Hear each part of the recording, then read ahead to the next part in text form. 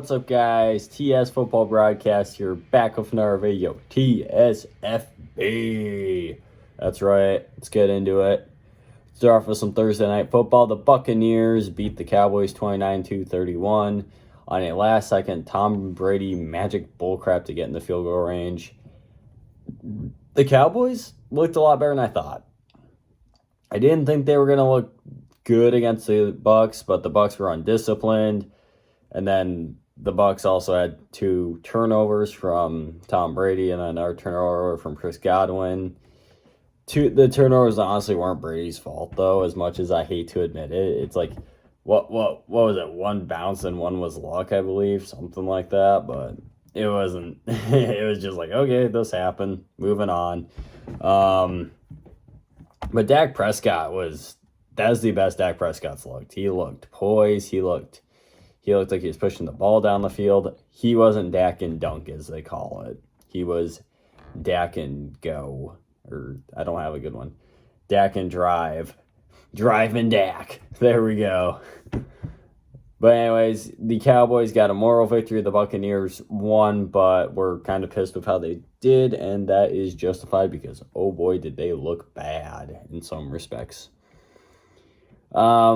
Oregon beat Ohio State. I don't need to say the score. All I need to say is Ryan Day looked so pissed. Like, he was just like, we fucking lost. Like, that's how he looked. He was not pleased.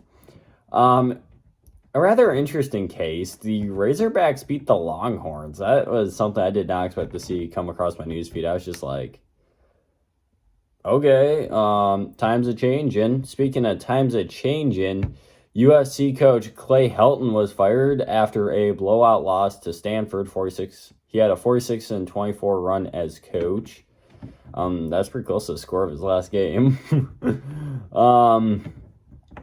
He was good. He wasn't dreadful, but he was a good coach, not a great coach. And USC, I think, prefers a great coach. He's 1-3 in bowl games. He's good for about 7 to 9 wins a season. I'm sure somebody lesser will pick him up. He's probably not going to get another job in the Pac-12, but something to maybe keep an eye on if you have a really bad coach.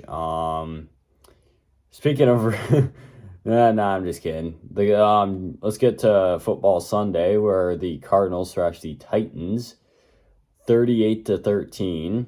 All that needs to be said about this game was Derrick Henry was kept in check. He did not look good. And then is the rule of 5 for the Cardinals. 5 sacks for Chandler Jones, 5 total touchdowns for Kyler Murray. Early season Cardinals are in stock. Moving on. Jacksonville got crushed by the Texans 21-37. Trevor Lawrence actually showed quite a bit of promise, but his receivers were just dreadful. There was no run game. There was turnovers by him, and honestly, not having a run game didn't help. I mean, he did what he could, but he's just in a bad spot. Josh Lambo missed a field goal. That didn't help. Josh Allen is like the only highlight on that defense, though, because holy crap, that defense did not look good. Speaking of looking good, though, Tyrod Taylor looked great. I like to see it. He was a good quarterback. Brandon Cooks went off. Mark Ingram looked pretty solid, so that was kind of cool to see too. If this continues, I think the Texans are a 5-win team versus a 2-win team. For Jacksonville, good fucking luck. Your team sucks. Like, holy shit. If the Texans are as bad as everybody thought and Jacksonville is that bad against them, oh God, the Jaguars are in trouble. Let's see here. Vikings lost to the Buccaneers in overtime, 24-27. Let's talk about the good parts first. Joe Burrow was great. Jamar Chase was excellent. Those two looked really good together. The line wasn't actually all that bad. Like, it wasn't great, but it looked a little better than it did for a lot of last season. Mixon, however, was meh as fuck. He had a lot of carries, and that's the only reason why he had any good yardage, because he was pretty average. The Vikings, on the other hand, oh boy, I don't have a lot of good things to say about Minnesota. They looked ineffective and poorly coached. I mean, they opened the game and it set the tone. They were like, false start, false start, false. I think there was like 4 false starts in the first 5 plays by them. And it's like, you guys suck. Like, they looked awful. I mean, Mike Zimmer's defense did show up a little better in the second half, but they just looked like shit. Speaking of shit, the Seahawks beat the Colts 28-16. The best thing to say about this for the Colts is when Carson Wentz didn't have any turnovers. He played a clean game. However, the Colts look like they have no wide receivers, but they do make up for it with 2 running backs who were their top 2 receiving targets and were their best 2 runners. It's like, oh my God. Either that Seahawks defense was pretty good, but still. I mean, the Colts defense was good in the second half too, but still. Also, Seahawks, it's this part of year. It's September. Let Russ cook. Then the Steelers shocked the Buccaneers 23-16. The Steelers looked really decent in the second half. I don't think good's the right word for it, but they looked pretty well put together. Ben completed half his throws, and this man should not be throwing 32 times a game. He's old. There's no other way to put it. He looks old. He is old. He plays old. There's no run game for him either. Najee Harris looked non-existent. They had a good defense, though, especially in the second half. They really played good defense. The Buccaneers, they need more out of Josh Allen, I think. I mean, he had some really wild throws. Like, yeesh. Like, you need to see more out of Stash Allen, the quarterback, not the defensive end. But yeah, I mean, Josh Allen, that game was really interesting. I'm like, I don't know how to feel about this. Like, you need more out of Josh Allen, but at the same time, I mean, they didn't have anything outside of Josh Allen. I mean, it was just chicken or egg. I mean, it was weird. I think the nicest I could say about the Bills, besides the Josh Allen conundrum, is their defense did start pretty strong. I mean, that defense was strong early. Let's see here. Gotta scroll down again. The 49ers beat the Lions 41-33. Detroit is not as bad as I thought. Not Josh Allen. Jared Goff actually played relatively well in the second half. He had a rough first half though. Let's look at a few things real quick. He threw it 57 times though. That's my issue right there. They decided Josh Allen, throw it 57, or Jared Goff, throw it 57 times. There's a lot of quarterbacks throwing 50 something balls. I'm just like, bro, this is not how you keep your quarterbacks going. TJ Hawkinson looked pretty good. The run game for the Lions wasn't all that impressive. It wasn't dreadful, but it was just I mean, it's just okay. They got Austin Seibert at kicker, who went 1 of 2 on field goals, former Brown. As for the Niners, Garoppolo, he still didn't look all that great. Trey Lance, 1 attempt, 1 completion, 100% completion percentage, 1 touchdown. LFG. Oh, he also ran 3 times for 2 yards. AKA, he didn't run a lot. A running back named Elijah Mitchell had 100 yards for the 49ers. So that continues their tradition of insert random running back. He will run good. Raheem Mostert had 2 carries for 20 yards, and then he's out for the season, unfortunately. Deebo Samuel was the weapon of the day, though. 9 receptions, 189 yards, 1 touchdown. That's over 20 yards an attempt. And that does not take anything away from George Kittle, but, like, Haley fucking shit.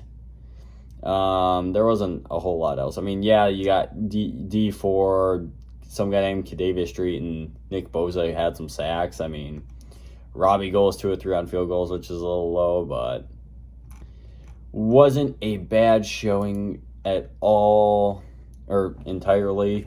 Although oddly enough, the Lions had won the time possession, had 10 more first downs, but end up with less total yards. But they also had less penalties. And they had less turnovers.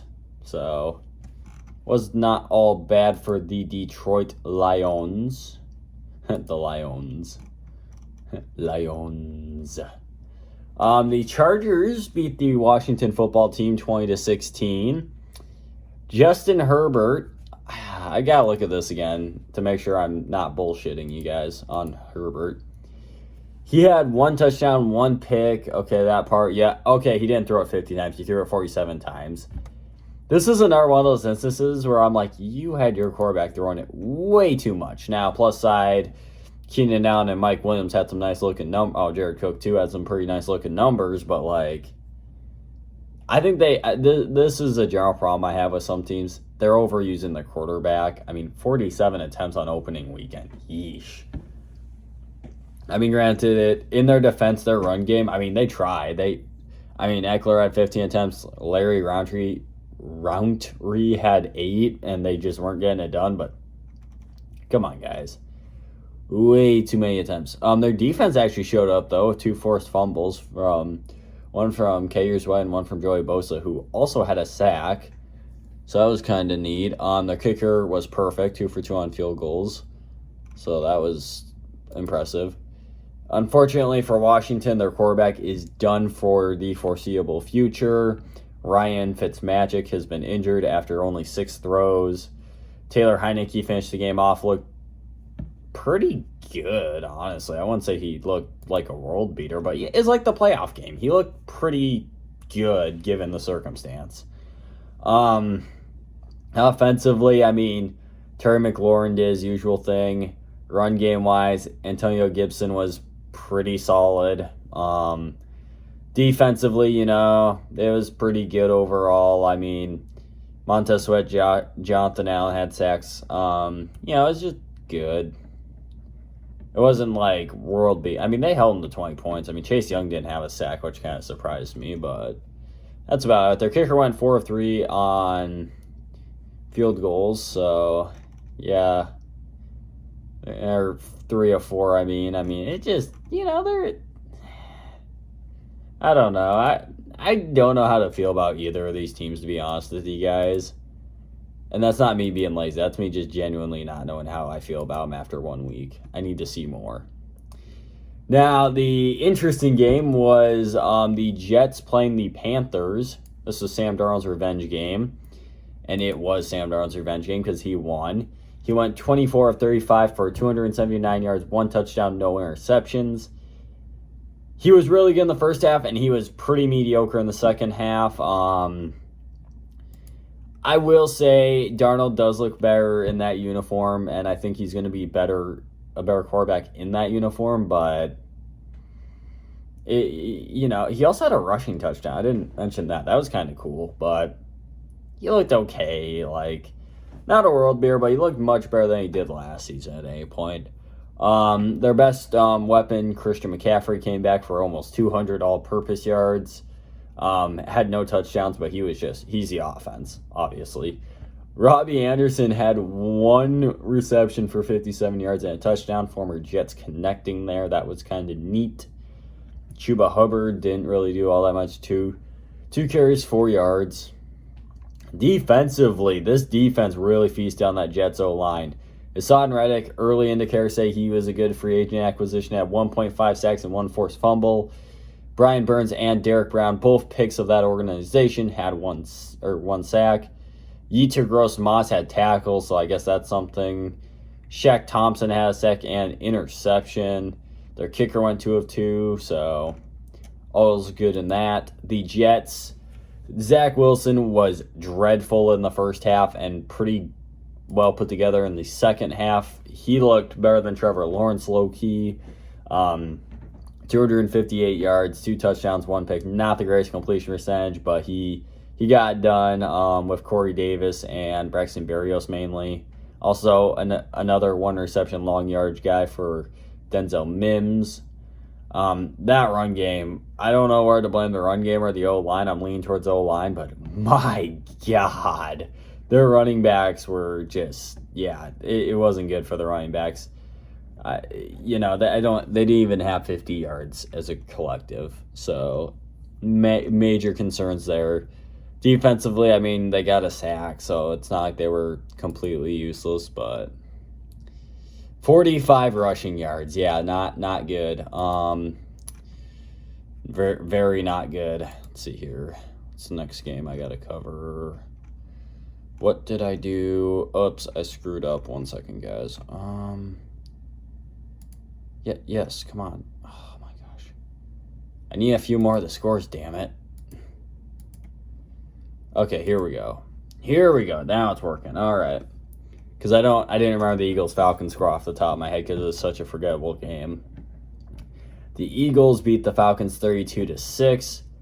This was a surprise because I think just about everybody was like, oh, the Falcons, new coach, offensive mind, Kyle Pitts. They were going to be back. How about no? Matt Ryan, he looked very, very mediocre. This is the biggest thing I remember. 21 of 35 for 164 yards. I don't like to say it, but he might be past the hill here. He ran for 8 yards, though, so I don't know about that. Also, the Mike Davis was not very great for them. He was great for the Panthers last year, if you remember. Cordell Patterson was their lead rusher. 7 attempts, 54 yards, so that was really weird to look at. Kyle Pitts' debut was 4 receptions, 31 yards. That's pretty meh. Hayden Hurst, 4 receptions, 28 yards. Calvin Ridley had 5 receptions, 51 yards. It's almost like they need a big-time wide receiver to help open up that offense.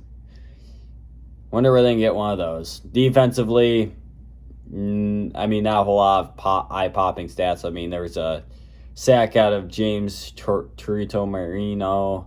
That's about it. Young Hoku went 2 of 2 on kicks because that offense could not score. So maybe the Eagles' defense is stealthily good. Speaking of the Eagles, Jalen, I am not going to be hurt by this bad organization. Went 27 of 35 for 264 yards and 3 touchdowns. And they also ran for 7 attempts for 62 yards. Not bad. Not bad at all. This man actually played a pretty good game of football, I felt. He spread the ball out really well. Got Dallas Goedert a touchdown, Jalen Reagor a touchdown, and Devontae Smith a touchdown. I really like what he did. Now, this Falcons defense is ass, but he showed an ability to not play like ass against ass. So, good on him. And the Javion Hargrave had 2 sacks, and Hassan Ridgeway had 1 sack, so they did bully up on the Falcons' O-line a little bit. Jake Elliott went 1 for 1 on kicks. Overall, the Eagles won time possession, more first downs, more yards. They just outplayed them. I think the only thing they had more of was penalties. Or less. They had more of everything, even penalties. That's what I meant to say. More plays. But nobody had turnover in this game. So, good on them. And I did it again. How do I keep messing this up? All right. Now we got Browns-Chiefs. I am a Browns fan, so I have a lot to say about this. The Browns narrowly lost to the Chiefs 29-33. We played 3 quarters of really good football against the Chiefs. I am very happy about that. Baker Mayfield, top 10 quarterback. You can't change my mind unless he starts sucking. This game, I think we could have won if Scott Gillian hadn't fumbled the punt, and then he really fucked it up. He dropped the punt, and then Gillian gaff. Nick Chubb had a really rare fumble. That was pretty weird. And then in addition to that, Baker Mayfield, that late game pick. I mean, that was, at that point, the momentum was so far on the Chiefs side. I was just like, and he threw it while he was falling down too. He was like, there wasn't much he was going to be able to do about that. It was just, just with like all that stuff there, it was just like, well, we played a good game against the Chiefs. We could beat them if we play a little bit closer to perfect. Better luck next time. Okay, now the weirdest game of the week, probably. The Packers lost to the Saints 38-3, and Jameis Winston threw 5 touchdowns, no picks in post-LASIK glory. Rodgers threw the game. He didn't care. Like, I don't know if he actually threw a game, but that man gave 0 fucks out there. He was just like, oh, we're playing football. Okay. That team did not look ready to go anyway, but still not a good showing. The Saints played way better than everybody thought. Everybody's writing them off, and I think the team took it personally, and then we're like, fuck that. Whatcha? And the Packers were the victims of pissed off Sean Payton. Stay tuned for the next victim of that, because that team, if they play like that every week, they could go win a Super Bowl. The Broncos beat the Giants 27-13. Danny Derps had the 40th turnover of his career already, so that was an event. Saquon Barkley might be gone. He looked bad. Looked very limited. Giants defense looked very suspect in places. Yeah, I mean, there's not a lot I can say good. I don't think there's anything I can really say about the Giants that was good. I mean, they just sucked. Flat out. That's all I can say. The Giants sucked this week. Teddy Two Shoes B looked pretty efficient out there. He threw a couple of tutties, was high efficiency rating. Just, what you'd expect out of Teddy Bridgewater on a good offense. Melvin Gordon also looked quite good. Jerry Jeudy looks to be injured. And the Broncos defense against the Giants' bad offense looked pretty fine. Not world beaters, not terrible. They look pretty good, though. They look fine, maybe above average. I think the Giants, there is actually a takeaway I can take from this. One, the Broncos won a game in September for the first time in like years. Good on them. That's probably something they needed to do. Giants, yeah, unless that was an aberration, oh boy, the Giants are going to be done. And with Daniel Jones, I think he's already. I was like, well, let's give him let's give him a little bit of leash this season. After that, I'm kind of like, this dude might be done. Also, they need an offensive line. I don't know what's worse, Daniel Jones or his O-line. It's a legit competition. Let's see here. What do we got next? Dolphins, Patriots. Mac Jones actually looked pretty solid in his debut, shockingly enough. 29-39, 281 yards, 1 touchdown. Very Patriot numbers. Damian Harris, though, 23 carries for 100 yards. Not great, but for how little he's been used, pretty nice. Some of the Patriots' new weapons got involved. Nelson Aguilar, 5 receptions, 72 yards, and the touchdown. Jonnu Smith, 5 receptions, 42 yards. Hunter Henry, 3 receptions, 31 yards. Kendrick Bourne, 1 reception, 17 yards. So a lot of the new guys actually did something. Jacoby Myers didn't play too bad. James White was pretty productive. I mean, it wasn't bad. Defense got Kyle Van Noy his return to Dolphin Land. Miami got a sack. I'm sure you love that. Jonathan Jones got picked. Josh Uch got a sack. David Gottschall played against his old team and didn't really do a whole lot. Nick Folk was 3 of 3 on kicks. Dolphins side, Tua Tagovailoa, increasingly looking mediocre. 16 of 27, 202 yards, 1 touchdown, 1 pick.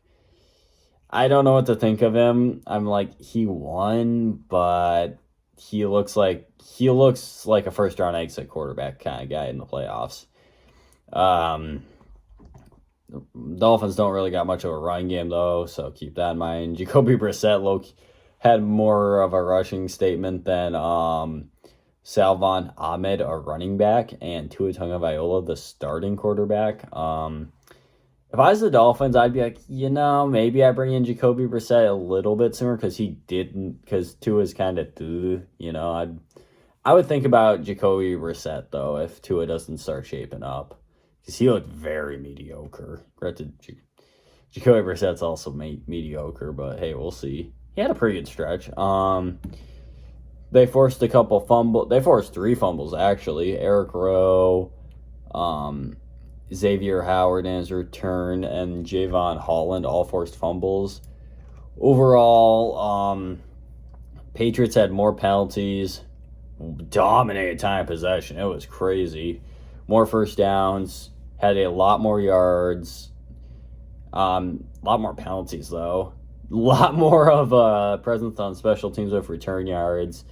Yards per play was drastically different, but the Patriots did lose the turnover bout. But they won, so I guess all's forgiven in the Belichickian world for the moment. And then capping off Sunday, the Rams beat down the Bears 14-34. Matt Stafford looked as good as Matt Stafford has ever looked in his entire career. He went 20 of 26 for 321 yards and 3 touchdowns. He averaged over 10 yards in attempt. That was pretty cool. Their running back, Darrell Henderson, looked decent enough in replacement of Cam Akers. Sony Michel had 1 carry for 2 yards, so that was a thing. And my stuff is not working. But Andy Dalton looked bad. Justin Fields looked okay. But Andy Dalton, 27 of 38, 206 yards, 0 touchdowns, 1 pick. Nobody wants him in the game anymore. David Montgomery topped 100 yards, so that was kind of cool. And this is a very interesting fact.